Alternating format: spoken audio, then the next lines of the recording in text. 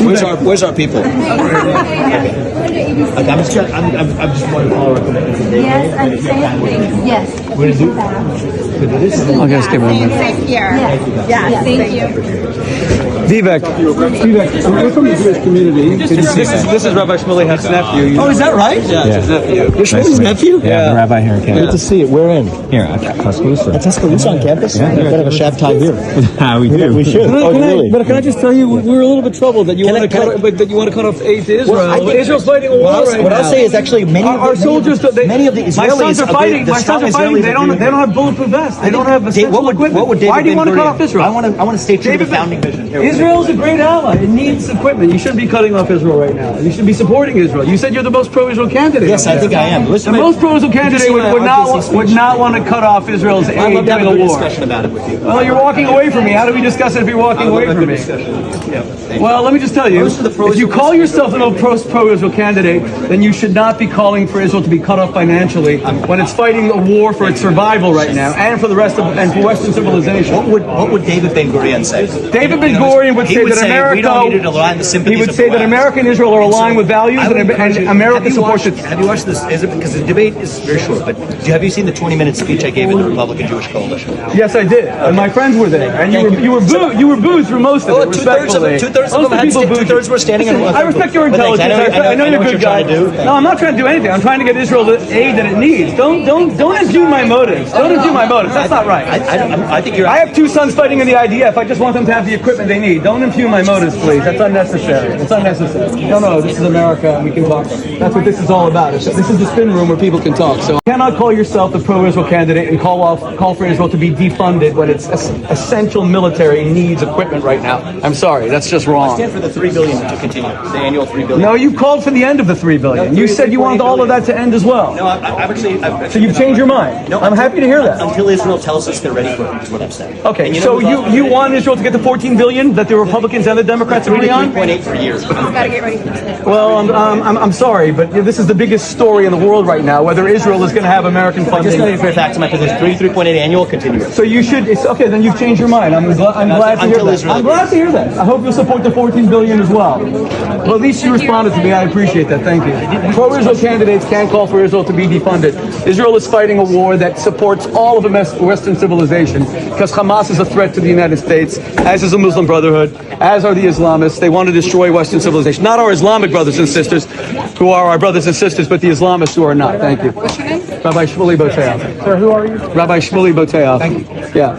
Vivek Ramaswamy cannot claim to be the most pro-Israel candidate when the number one story in the United States, throughout the world, for the past 3 months, leading every single newscast, every single ABC, NBC, CNN, Fox, is Israel and Hamas. And he wants Israel to be defunded. And Israel, my two sons are fighting in the IDF. They don't have bulletproof vests. They don't have night vision goggles.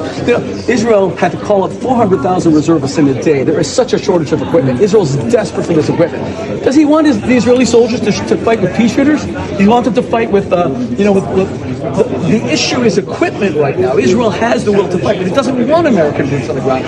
This question that was asked tonight as to whether Governor Christie said that he would send American troops to defend, to rescue American hostages. I get that, but Israel's never even asked for that. Israel has never asked for anyone to fight its battles except their own. My sons are American volunteers in the IDF. My sons are in combat units, but they don't have essential equipment, and the parents are in shock, and he doesn't know that. He needs to hear it from American parents who have soldier sons who are fighting. You don't cut Israel off when it's fighting a war that directly affects Israel's a canary in the coal mine.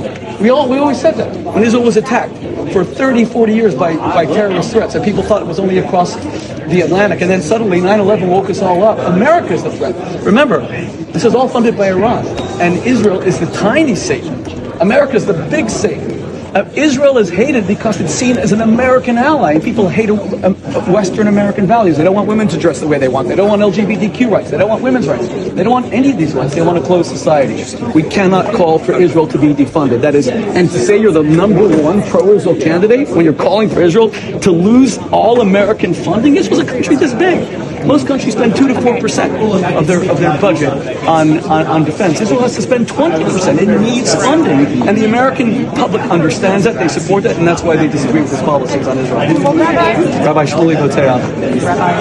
SHMULEY BOTEACH. The American Jewish community should absolutely reject the policies of Vivek Ramaswamy, which calls for America's foremost ally to be defunded when it is fighting a war where it goes abhorrent attacks on women having their genitals cut off and their breasts cut off and raped. And you're saying, well, all that's going on, they're going to defund an American ally? I've never heard of such insanity.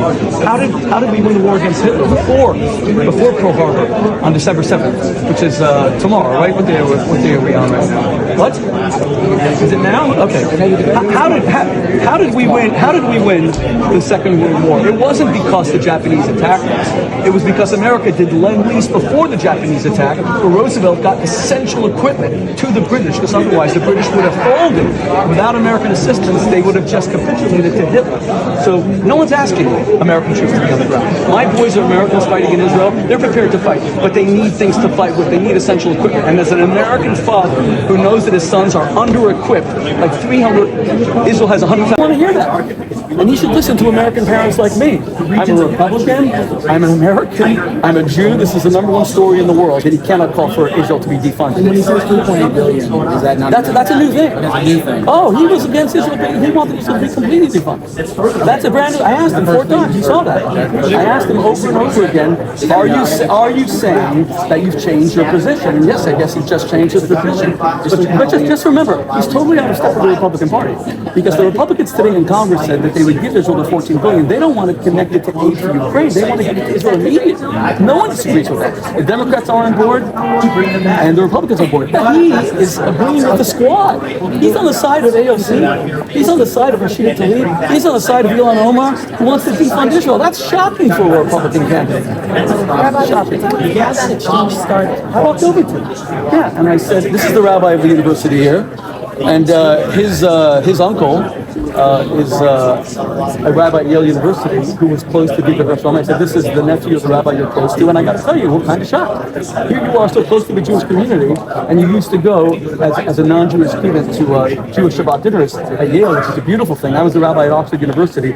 I trained the rabbi who took Vivek Ramaswamy in Yale. I trained him, and because we Jews, non-Jews, we're all brothers and sisters at Oxford University. Cory Booker was my student president. Eric Garcetti, later the mayor of Los Angeles, and now America's ambassador to India, was one of our student presidents.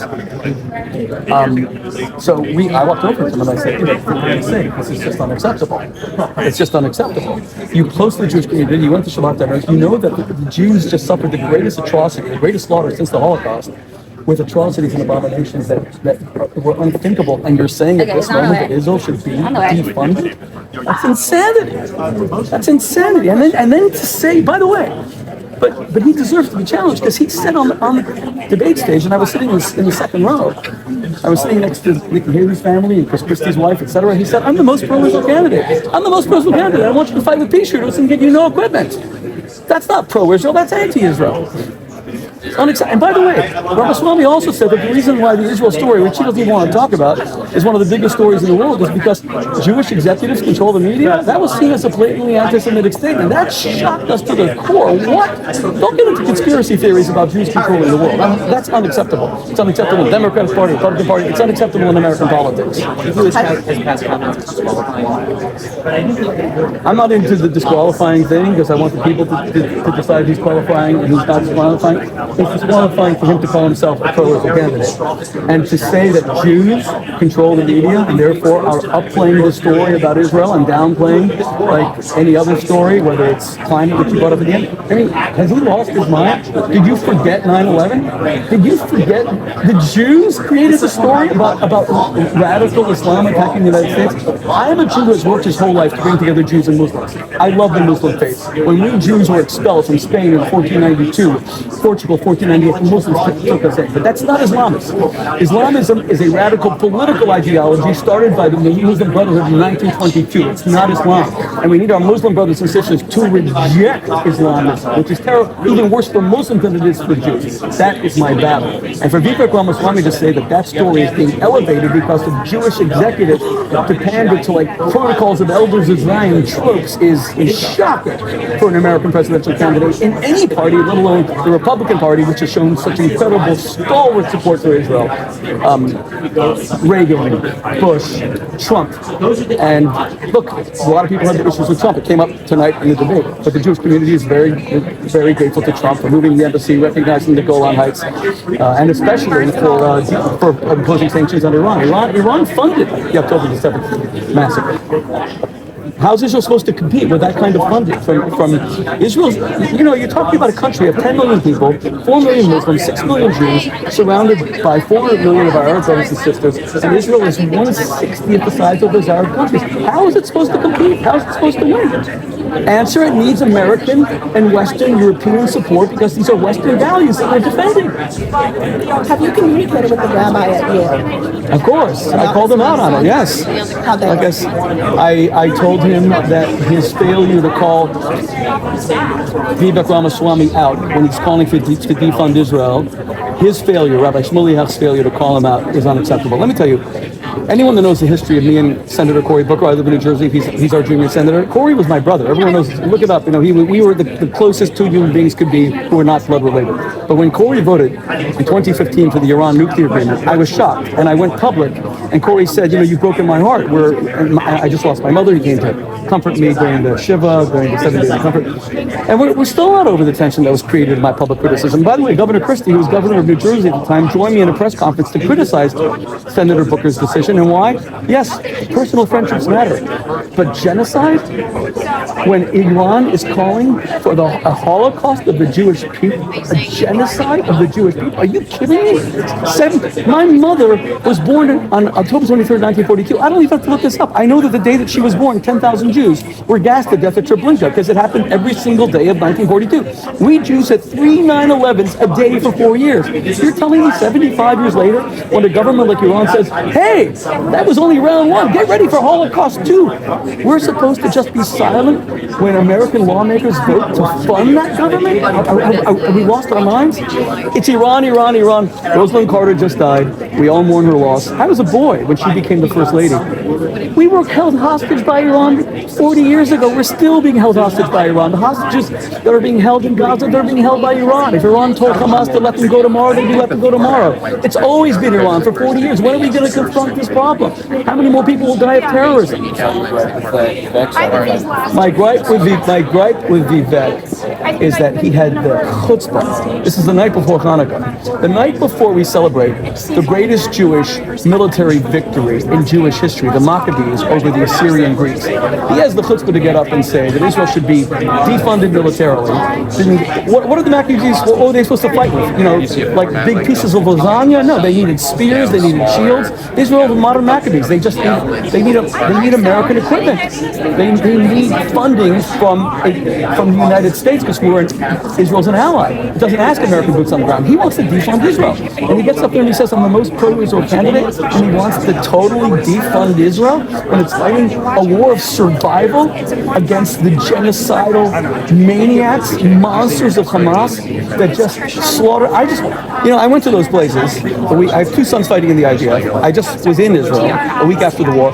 I saw blood congealed to 3 to 4 inches in Beirut. I saw the knives. I saw the bodies in Alumim, in Kfar Aza. I saw the burnt out vehicles. I interviewed the mother of Shani Luke, who became the most famous face of the October 7th massacre, for those of you who remember. Her naked body in her underwear being taken around by these savages who were spitting on her body. I interviewed her parents. We're writing a Torah scroll in her memory. How is Israel supposed to fight that without American support? You seem to say you've changed your mind. Because before October 7th, he was even opposed to Israel getting $3 billion a year in funding from the United States, which is a drop in the bucket. Listen, American foreign aid, the United States doesn't even spend 1% of its budget. Not even 1%. Thank you so much. I'm going to try to get it. Yeah, get an answer. Where are you from? I'm from ABC. I was going to say,